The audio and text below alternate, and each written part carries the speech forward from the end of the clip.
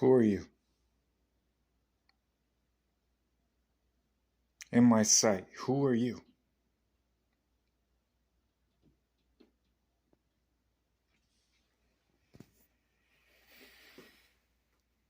In my tabernacle in Medford, I had people show up. I want my prostitutes to be in your house. Who are you?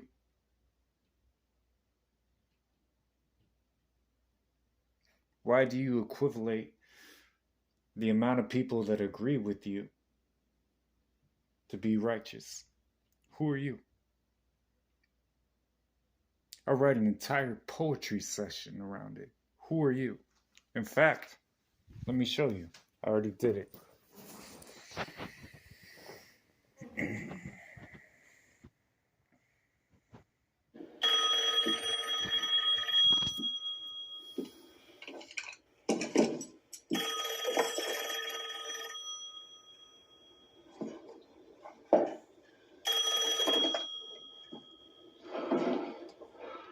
Hello?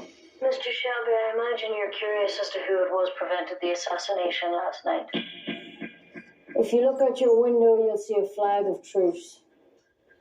It's a unit of volunteers bringing the bodies of your dead to you to send to heaven in your own way. Last night's operation was carried out by soldiers from 3 Dublin brigades of the Irish Republican Army.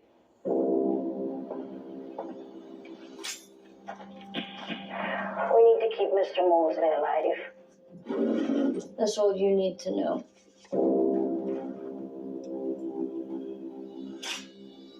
Also, you should know that saving Mosley's life wasn't our only intervention last night.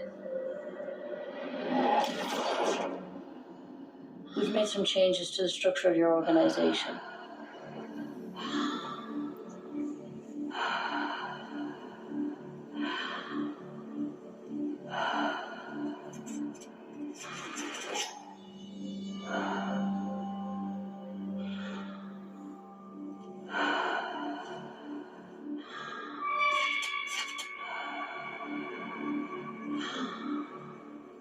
Ever since you began to build your empire, you've had a crutch to lean on.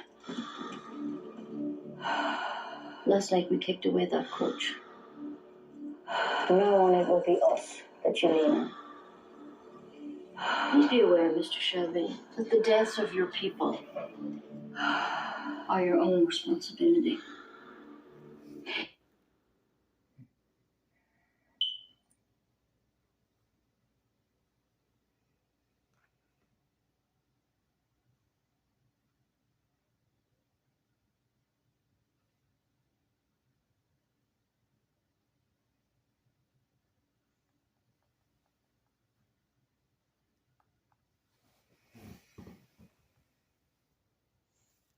Cool.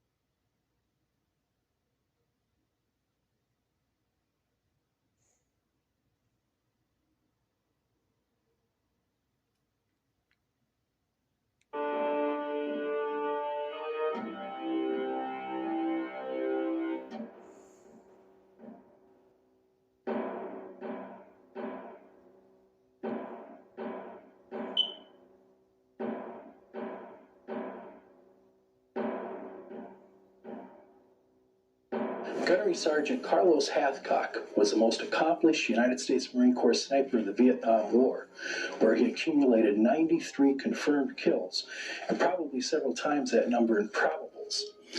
From his